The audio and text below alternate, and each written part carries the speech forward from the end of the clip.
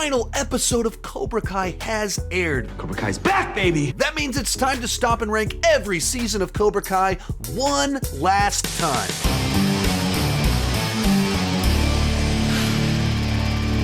While I'm talking, be sure to share your ranking down below in the comment section. My list is not the right list, it's just my list, and I would love to see yours. And one of the cool things about Cobra Kai is that it's very cross-generational, that I love the show as someone born at the beginning of the 1980s that watched The Karate Kid back in the 1980s, but also my 10-year-old daughter really enjoys it.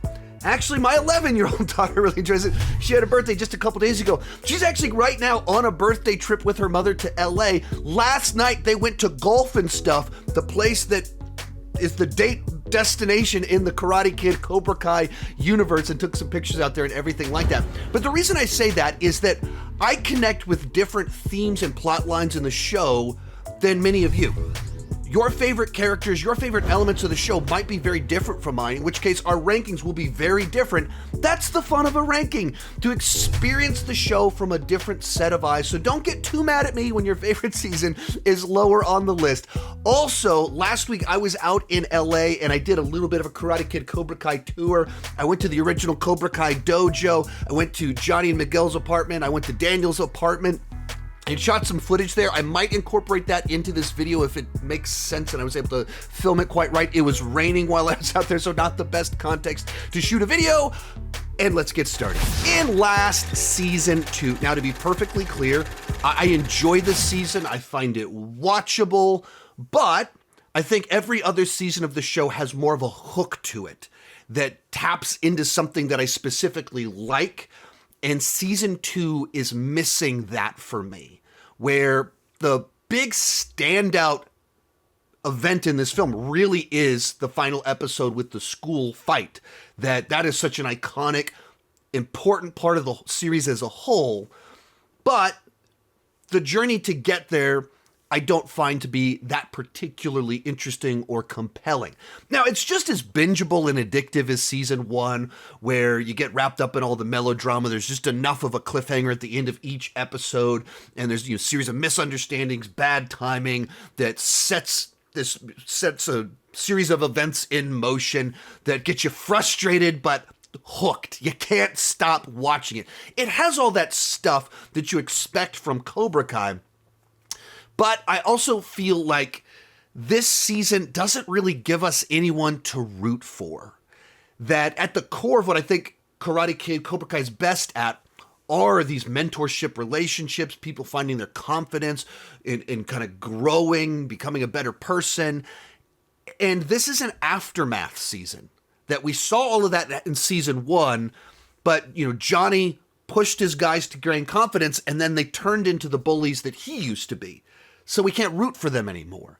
And Daniel is trying to push back and fight back, but we also know that he's misguided in what he's doing, that Daniel and Johnny aren't so different, and if they would just talk to each other, they could resolve a lot of this. So it's not like we're rooting for Miyagi-Do over Cobra Kai, and we're certainly not rooting for Cobra Kai as they're more and more becoming bullies.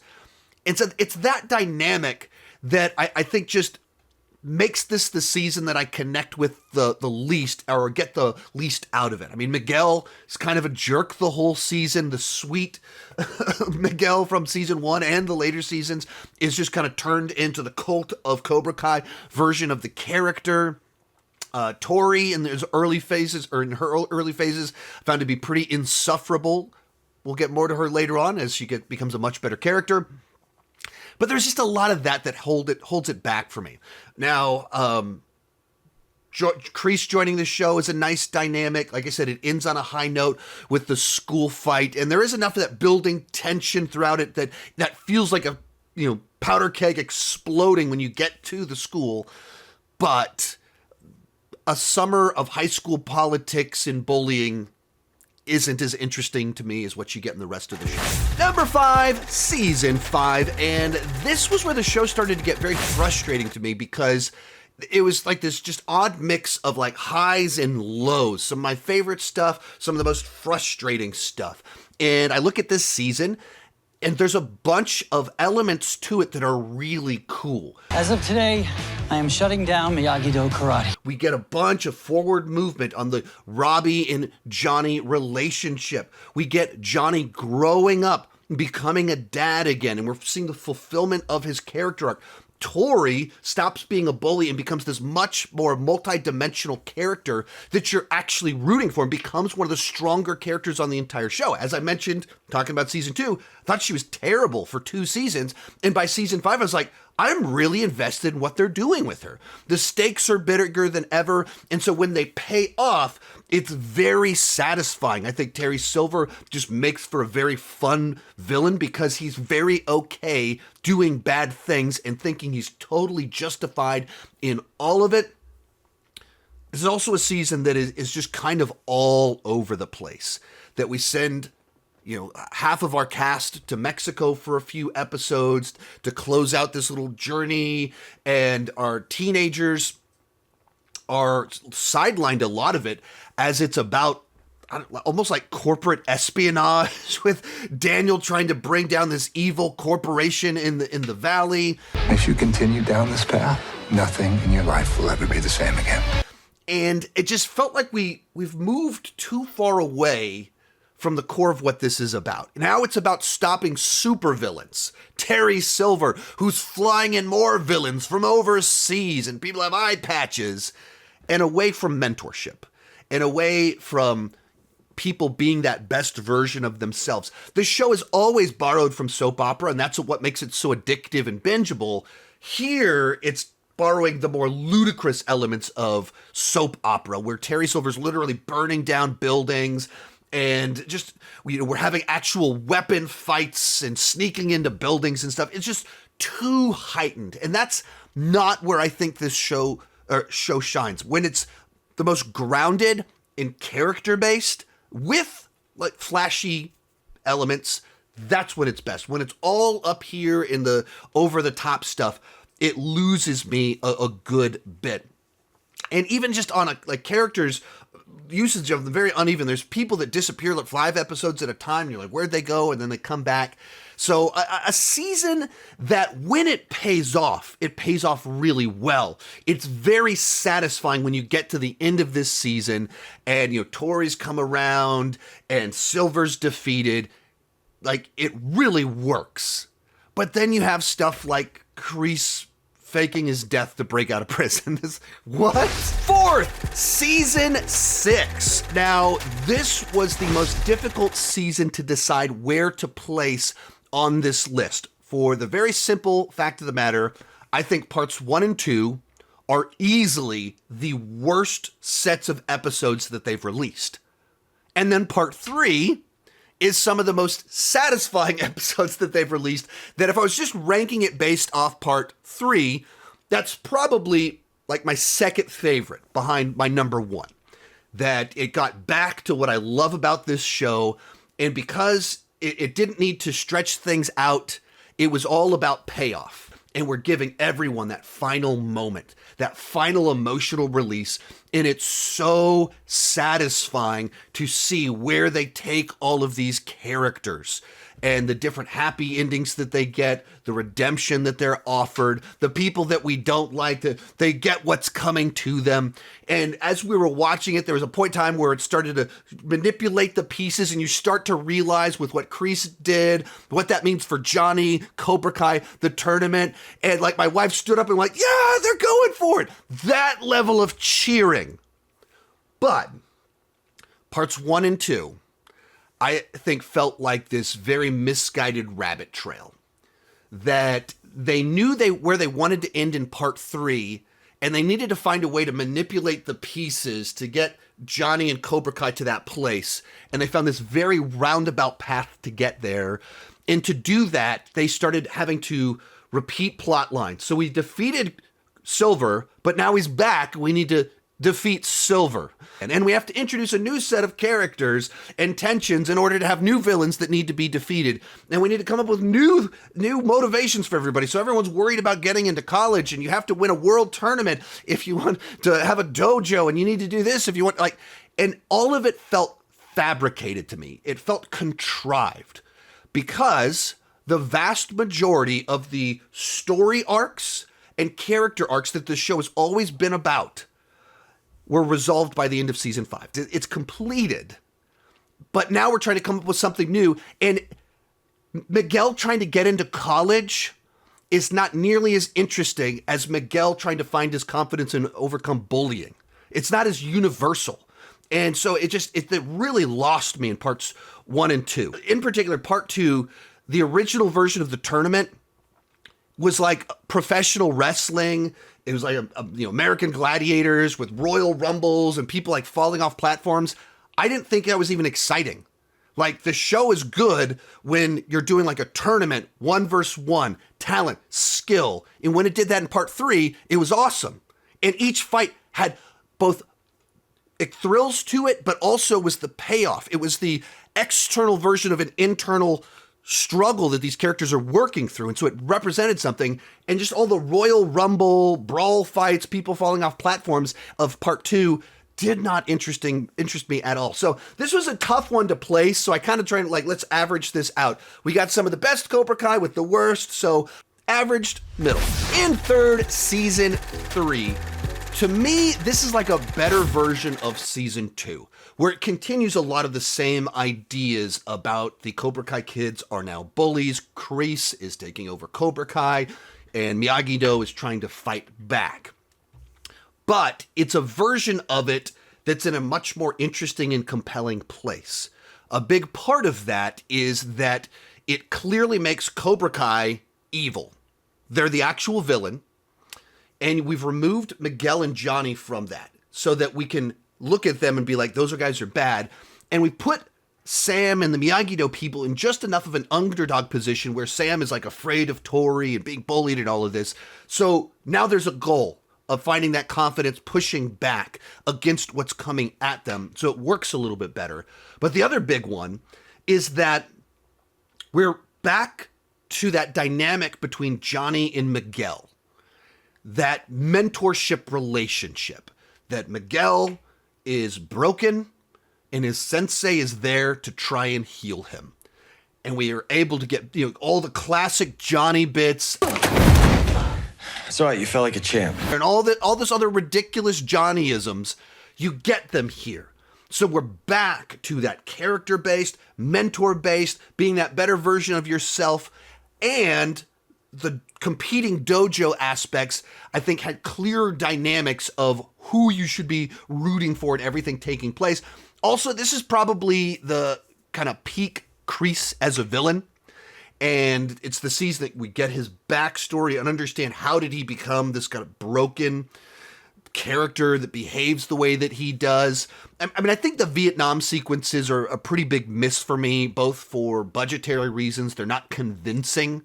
They're not believable. And then on a story level, when you go full-blown Mortal Kombat and we're doing fights over snake pits with fatalities, that's like, for me, the first time this show went like, oh, too far. Like, we're getting too goofy here. And that was like the Mortal Kombat at the end of season 3.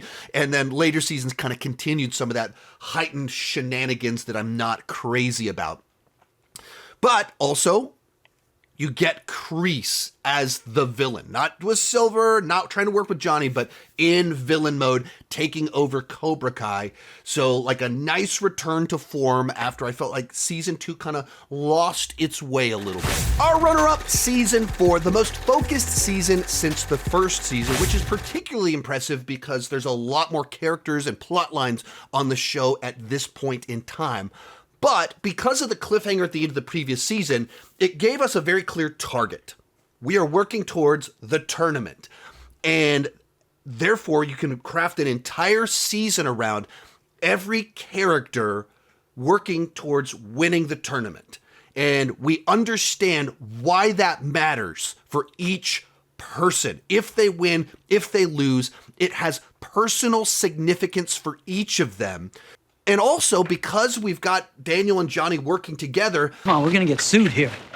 Sue me for what? It's able to have all these cool, fun dynamics and reversals of roles. So you have Daniel and Johnny training each other, which is just a lot of fun to see each of them in that opposite relationship. Likewise, you start getting Daniel training Miguel. I just want what's best for Miguel and all of your students. So now you know what's best for Miguel. Johnny training Sam, and we're just kind of reversing dynamics from what we've seen all along the way. And there's something fresh, interesting, fun about all of that. On the Johnny level, they find just the right moments to get classic Johnnyisms, in particular when he starts trying to recruit high school girls for his karate dojo. Teen girls one. Gotta be under 18 or it's a no-go. No, not like that. And you get maybe the most gut-wrenching moment in the entire series. Top 3 best acted gut-wrenching ones where Miguel goes to go see Johnny, who's drunk, and he says, I love you. I love you too, Robbie. Which, just a devastating moment in the show. One of the best written and acted moments of the show, and maybe some of the season 6 part 3 might compete with it, but this also might be the best moment. Like the Johnny Kreese stuff at the end, really good, right there along with this moment. And of course, you have to talk about Silver. And they took this over-the-top, wacky, coked out of his mind villain from Karate Kid Part 3 that was just so over the top, and they found a way to ground him and even work actual cocaine into the plot to explain his odd behavior and an amount of self-awareness of the absurdity of that film and what he was doing. And at the same time, make it clear that he's this guy that can get addicted to winning. And when you unleash that beast inside of him, if it's uncaged, it's incredibly destructive.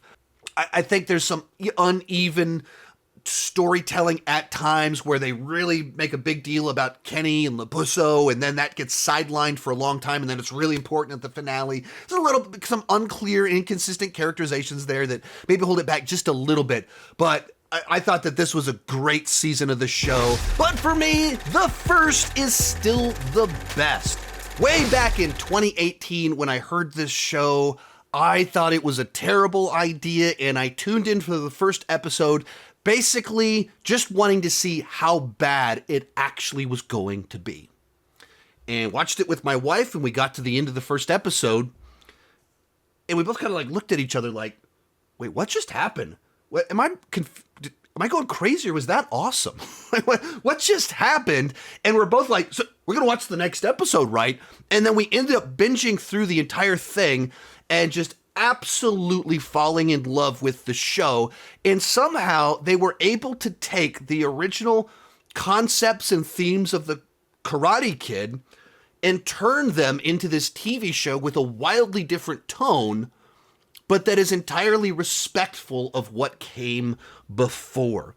And so much of that is that they understand the fundamentals of the themes, what is sacred in this world, what you can joke about, what you can't joke about, and they found just the right angle for Johnny and Daniel to make it a very fun, satisfying continuation while being this unlikely flip of the Cobra Kai Karate Kid formula. So one of the things I love about season 1 is that it is this subversion of reversal of the Karate Kid. It has, big picture-wise, all of the same beats about a fatherless son, of sorts, sonless father, or a father in need of a son, but it does all of it wildly different. Johnny is the Miyagi character, and Johnny and Mr. Miyagi could not be more different in every single sense, and so it's able to deliver all of those same universal beats, that underdog story, but does it in a way that's an entirely fresh and new experience. That's the fun of this show. Johnny is the very unlikely mentor that's quite literally drunk out of his mind, not looking to get involved, beats up a bunch of high school kids, and in the process finds the person that is going to change his life in Miguel. But it's just timeless, classic, universal themes. That we all need purpose. We all want confidence. We've all been picked on. We've all been bullied at some point in time. And so it just taps into something that we can all relate to and connect with on a personal, emotional level But then the packaging, the superficial side to it, is this really funny comedy that's not afraid to push boundaries and have our lead character be very politically incorrect. And you don't want to be a pussy. You want to have balls. Don't you think you're doing a lot of genderizing? What? So you can leave your asthma and your peanut allergies and all that other made-up bullshit outside. Is that understood? Other thing that it's really great at is build up and payoff. That you set up this tension for Miguel. He's getting bullied. He can't overcome it. And he keeps trying to push back and he keeps failing, but he keeps improving. So you get to the cafeteria fight in season 1, and it's by no means the flashiest fight in the show, but it's one of the absolute most satisfying fights because we've had 5 episodes of build-up that pay off. Not just for Miguel, who finds his confidence and defeats his bullies, but he's also standing up for Sam. Only slight misstep in this season. I think you needed 1 or 2 more episodes at the end of the season to have Miguel's heel turn. For he goes from like sweet kid in episode 8 to full-blown cult of Cobra Kai jerk in the finale. And all of a sudden he has a totally different personality. You just needed a little bit more time for me to fully buy into how quick and hard that Cobra Kai kids turn evil. Aside from that, this is a great season of television, and this is coming from a cranky old man born in the 1980s that puts the original Karate Kid on a pedestal, and they found a way to continue it that honored the original. So for me, it comes in at number 1. You can check out my reviews of the other seasons of Cobra Kai. I don't know, somewhere on here, got a playlist. Also, I'll have some more rankings about the characters and other stuff like that coming next week. Thank you so much for watching. Keep talking movies and TV too much.